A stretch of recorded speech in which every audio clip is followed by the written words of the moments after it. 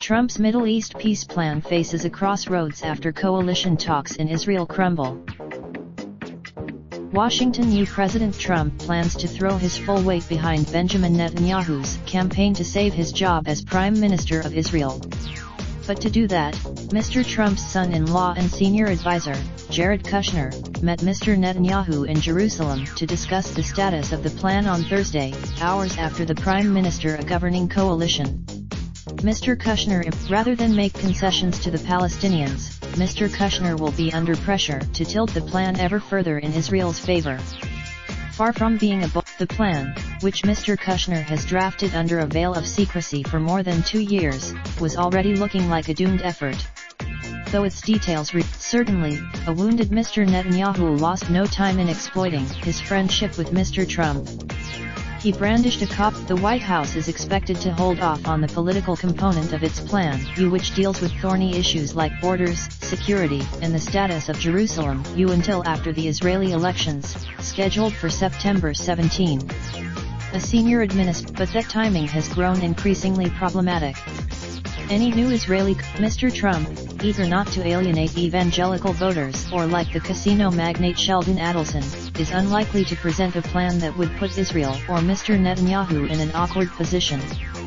For both leaders to get Netanyahu re-elected, Trump is clearly now willing to take instructions from him, said Martin S. Indyk, a former American ambassador to Israel. I believe Mr. Trump has already gone further in his support of Mr. Netanyahu than any president has for any Israeli leader. Before hoping things will work out with Israel's coalition formation and Bibi and I can continue to make the alliance between America and Israel stronger than ever, using the Prime Minister's nickname.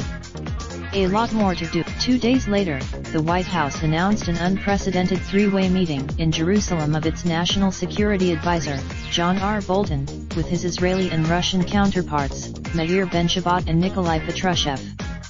The meeting, to Mr. Indyk, set a staunchly pro-Israel peace plan one that snuffed out the goal of a two-state solution. For example, would constitute Mr. Trump's third major gesture to Mr. Netanyahu, after the embassy and the Golan Heights.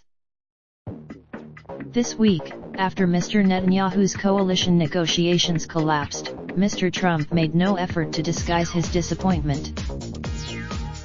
It looked like a total win for Netanyahu, who's a great guy, the president said. That is too bad. Mr. Kushner's visit to Jerusalem coincided with the Israeli parliament's vote to dissolve itself and call for new elections, arguably one of the darkest days in Mr. Netanyahu's career. But rather than wave him, the next gift for Mr. Netanyahu could come on June 25, when Mr. Kushner convenes an economic conference in Bahrain. The Palestinians, by holding the meeting, which he calls a workshop, Mr. Kushner split the economic component of his plan from the more fraught political solution. The idea was to get Mr. Kushner made some headway on this front. He won a pledge by, during his tour of the region, Mr. Kushner worked to build Arab support for his plan. His meetings with the refusal of the Palestinians to attend the Bahrain meeting was a reminder of Mr. Kushner's uphill struggle to engage with them, ever since they broke off communications with the White House after Mr. Trump moved the embassy.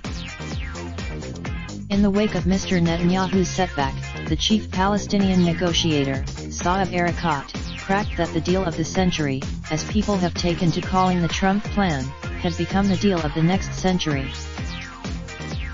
Given that the plan was almost certain to be summarily rejected by the Palestinians if Mr. Kushner had presented it in the coming weeks, some former diplomats said the Israeli elections amounted to a reprieve for him and his partner, Jason D. Greenblatt, the president's special envoy. What happened in Israel over the last 48 hours gives them a more public rationale for why they're delaying, so it's actually good news for them tactically, said David Makovsky, who negotiated between the Israelis and Palestinians during the Obama administration. The Israeli election. The trouble is, the political atmosphere for a peace initiative is not likely to get any less forbidding in the fall. Mr. Kushner, you'll see the political folks in the administration weighing in on how it affects the election dynamics, said Gaith Al-Omari, a former Palestinian negotiator who is a senior fellow at the Washington Institute for Near East Policy. Well, get into it. Raindrop, drop top, smoking, no cooking the hot pot. Fucking on your bitch, yeah, that. Looking up, open the park pot.